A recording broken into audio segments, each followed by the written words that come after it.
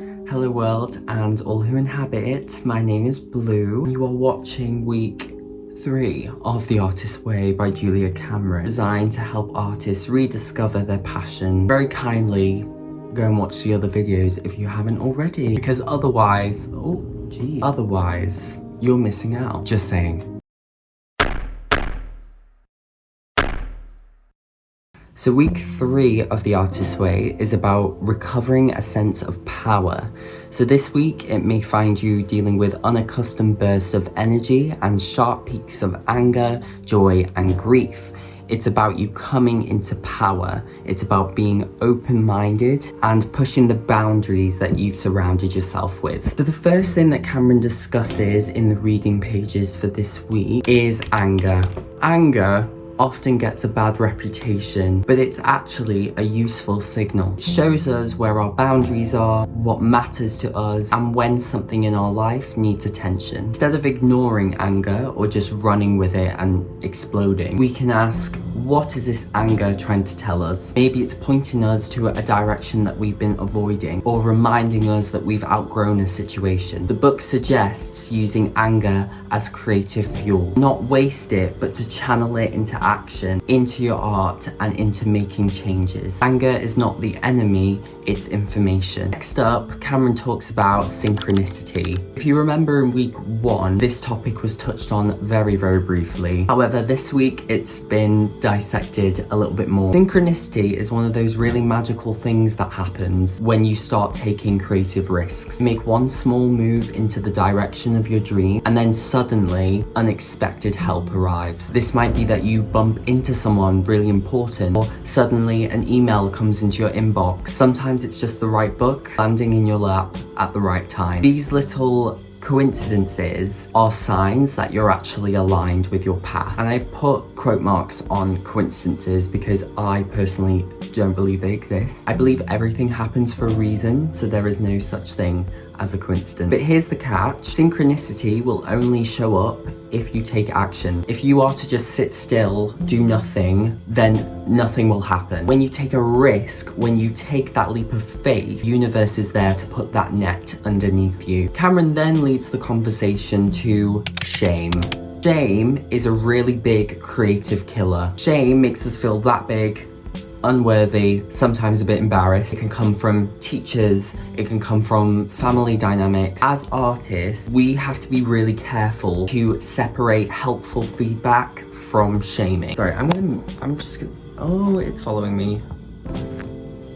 There we go. Oh shit. I don't care, because criticism that says, here's how to improve, can be useful. But shaming comments like, how could you think this was any good? Come on, you're so much better than this. I don't think this is strong enough. That kind of criticism, it wounds us and it can stop us from creating altogether. The antidote to shame is self-acceptance and self-praise. It's reminding yourself that your creativity matters, it is valid, and it does not have to be perfect to be worthwhile. Now this leads into how to deal with criticism. Not all criticism is bad. The right kind of feedback can give us insight, a new perspective, highlight something that we didn't see before. That kind of critique leads to this eureka moment. But there is also damaging criticism, the kind that's vague and cruel, rooted in shame. That kind of feedback can paralyze us. What do we do about it? Well, the book suggests a few strategies. Strategy number 1 is to just receive the criticism and then let it go. Strategy number 2 is to actually write down the criticism, separate what's useful and discard the rest. The third strategy is to remember that not everyone's work is perfect. This is simply just a stepping stone towards the next thing that you're going to create. And the last strategy is the most important. Keep making art. Creativity itself is the cure for criticism. Finally, Cameron talks about growth. Creative growth is not linear. It's more like taking 2 steps forward and then somehow you're 1 step back. And that's okay. Doesn't mean you're failing, just means that you're human. Rest, play, solitude, they are just as important as hard work and effort. Sometimes growth can come in spurts. Other times it feels like nothing's happening. But even in those quiet times, progress is being made. The key is patience and self-kindness. Take small steps, accept help from other people, and keep on experimenting. Growth actually happens when we allow ourselves to move forward without demanding perfection. So, from the reading pages this week, we've illustrated that creativity requires courage, patience, and self-compassion. Anger can be turned into fuel, synchronicity shows that we're supported, shame must be diffused with kindness, and criticism should be filtered carefully. By reconnecting with our inner child and trusting the uneven process of growth, we can then reclaim our power as artists.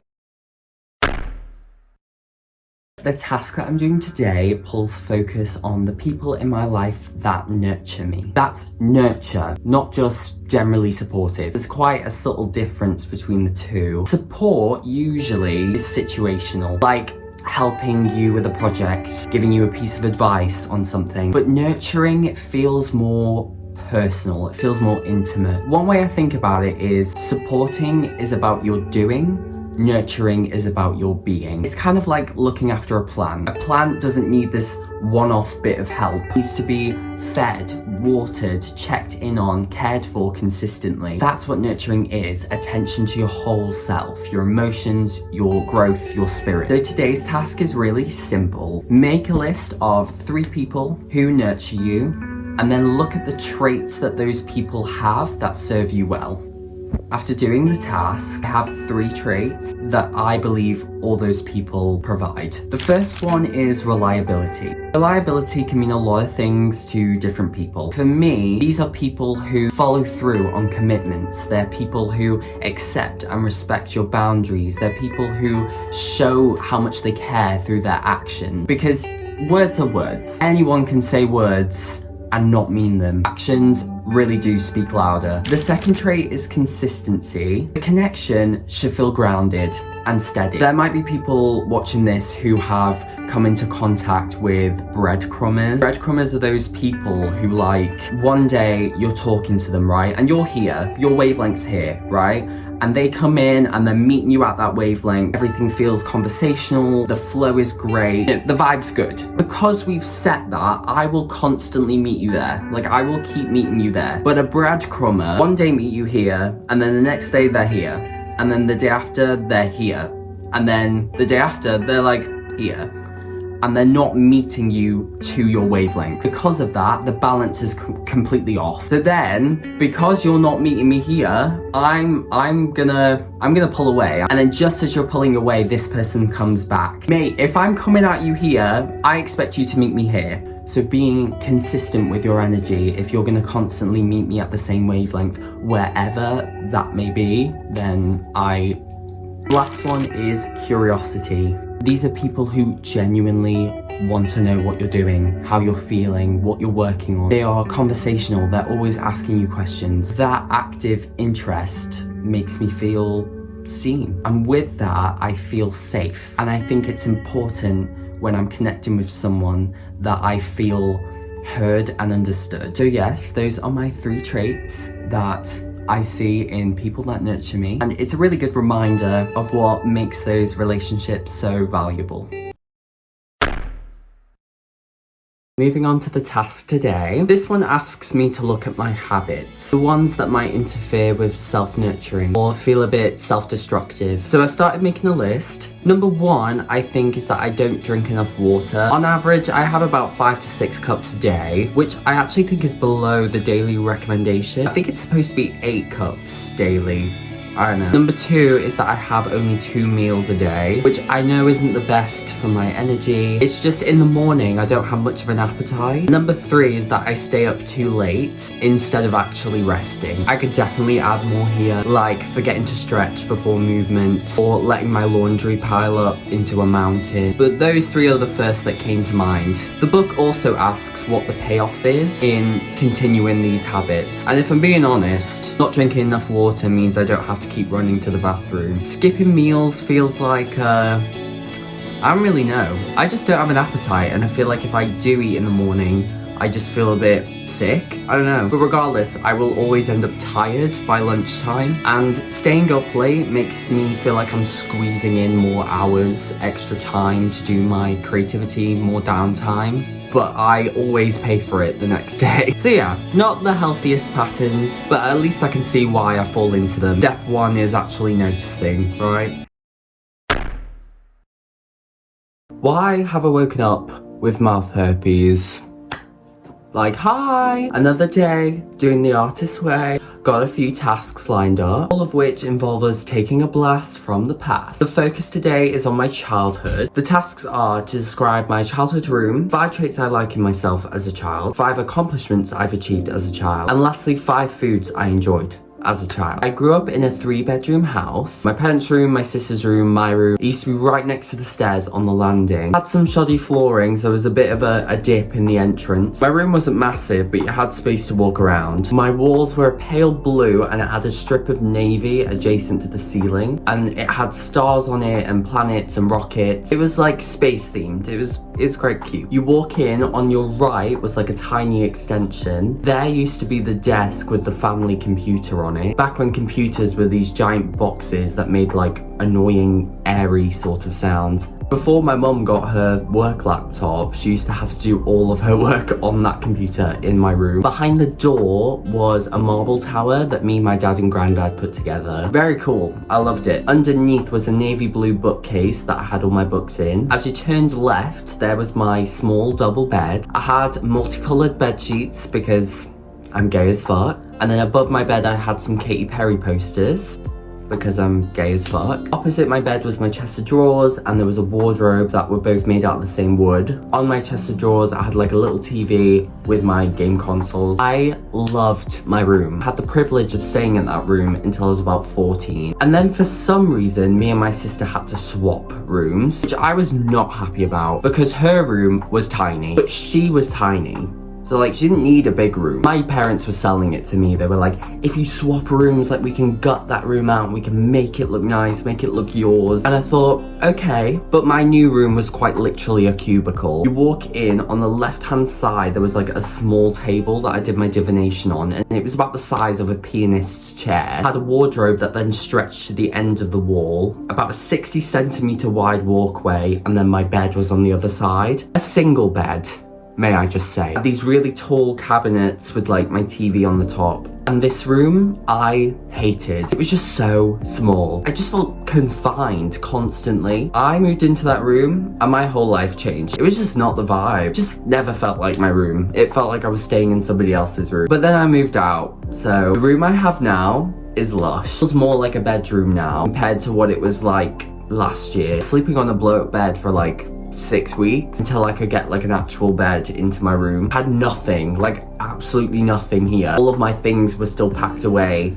from when I was homeless, but now it feels much more comfortable. Thinking back to when I was a kid, there were some traits that I really admired. When I was really young, I was quite a social butterfly. I could talk to anyone, never had issues with communication, but then obviously I grew up, I grew conscious. I felt like I was always curious about things. I always wanted to learn. I found fun and wonder in very ordinary moments. Definitely a very playful child. I think the one trait that I really admired was that I thought anything was possible without any sort of limitations. I knew exactly what I wanted my life to be like. I was a big dreamer, more than I am now. I had such a big imagination, and you know, when you're a kid, you believe that you can achieve anything. Speaking of achievements, there were a few accomplishments I'd gained over my adolescence. When I wanted to be a performer, I signed on to a theatre school, got an agent, and landed myself my first show. I was part of the UK tour for Scrooge the Musical back in 2013 with Tommy Steele. I was 10, and that led on to me doing Jesus Christ Superstar. I did Joseph, His Amazing Technicolor Dreamcoat like 7 times across 2 years. It's kind of crazy that I had more professional credits then than I do now. But that was mainly like actor, singer stuff. Most of the auditions that I was attending at the time were asking me to dance, but I had 2 left feet. So I knew I needed to go to dance class, so I eventually signed to a dance school. There's nothing in North Wales. Started dancing in 2018, ? And after a year and a half dancing, I qualified as a soloist for the Dance World Cup as part of Team Wales. I ended up bagging 3rd place in the jazz section. And you know, at the time, for somebody who'd only been dancing for that long, 3rd place was a lot. Like, it was definitely one of my proudest moments. I shortly after got a place in the course at a dance college, which I never thought would happen. I passed all of my GCSEs, which I also thought never would happen. Look, I was a fairly average student, not too smart, not too dim. I always paid attention, always eager to learn, but I could not do maths for the life of me. I was predicted a D grade, which isn't a fail, but it's by no means a pass. It was always simultaneous equations. I could never do it. I was never able to do simultaneous equations. My parents, they put quite a lot of pressure on me to do well in my GCSEs, and my mother said if I pass all of my GCSEs, she would go and take me to see Lana Del Rey, because I had no friends to go with. My parents didn't want me to go on my own, and they wouldn't come with me because they hate her music. But I was desperate. I revised like my life depended on it. Lo and behold, it's results day, and I passed every single exam. My highest grade was Welsh, which is kind of wild. I got an A star. I managed to get a C in maths, and just as my mum promised, she got me tickets to Lana Del Rey. But very sadly, 2 days before I was going to see her, she cancelled her tour.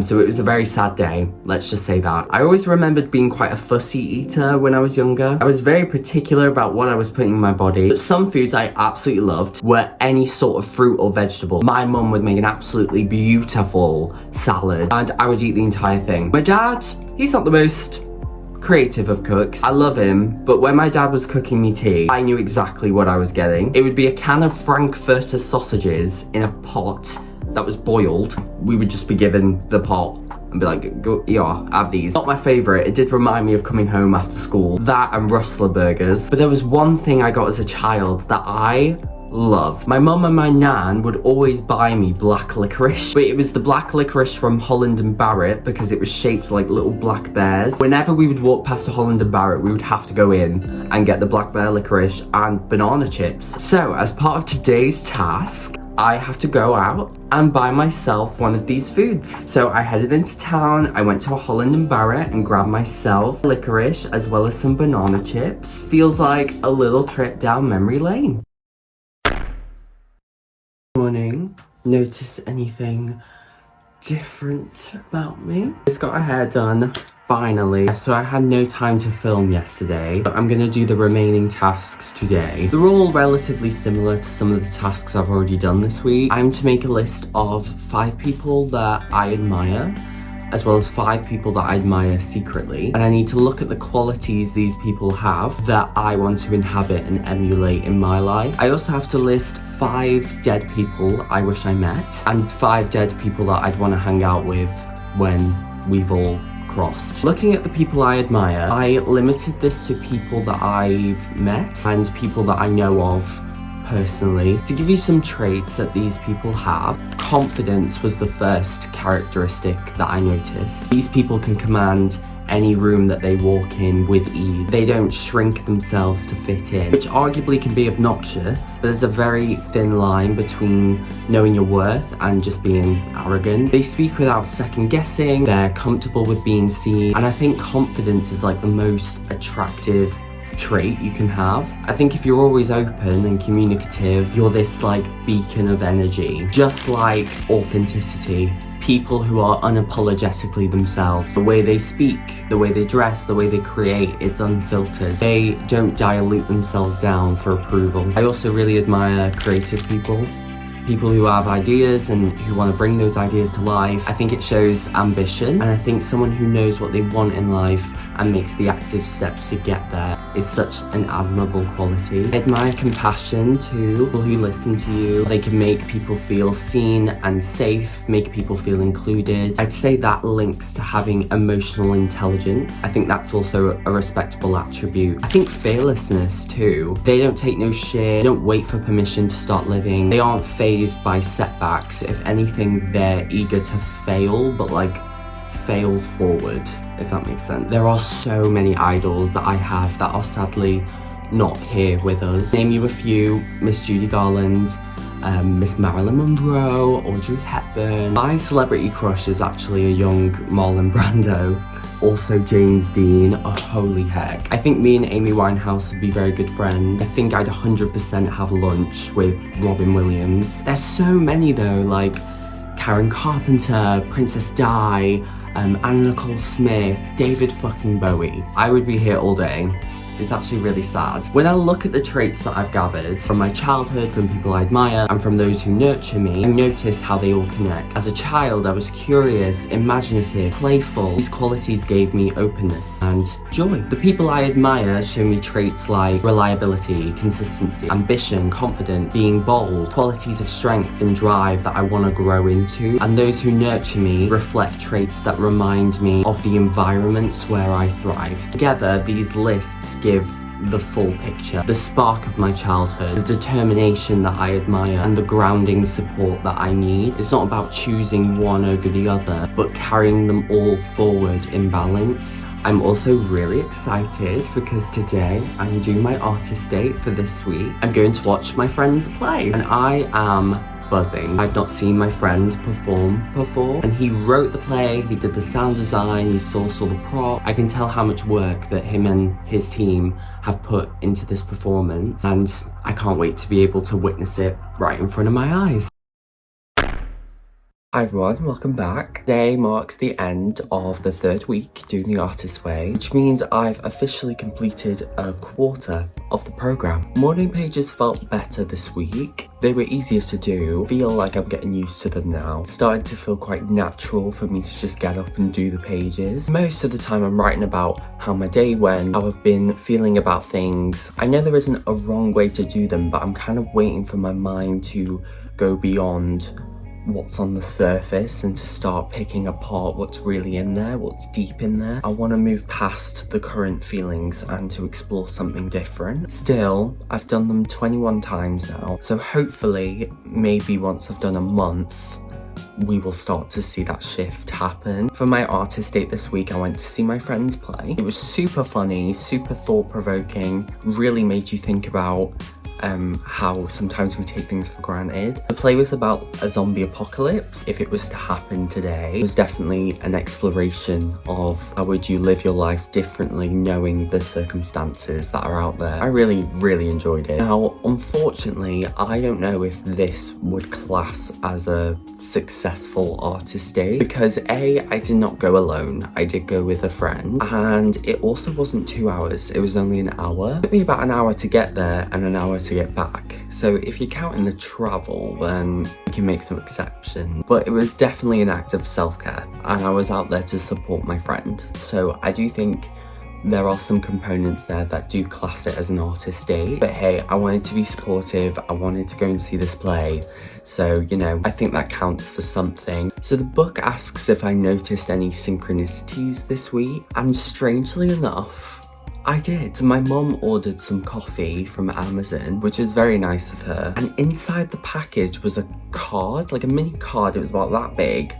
And it said, anything that stands in the way from being my best self is dissolving. And I thought it was so strange that right after I filmed the reading pages for that week, which mentioned synchronicity, I get that card. It felt quite fitting. I think that was a little synchronicity. I didn't know the coffee was coming, like, you know, it just arrived and my mum texted and was like, oh, there's coffee coming for you. Quite interesting. I think everything happens for a reason. As for the tasks this week, I felt like 80% of the tasks this week were to make lists. A lot of thinking tasks. On one hand, they weren't very practical, which made things a little less exciting. But on the other hand, that actually might be a good thing. I started back at work this week, so my mind was often elsewhere, and I was worried that I wouldn't be putting as much effort into the content as I have been for the past 2 weeks. But because the tasks were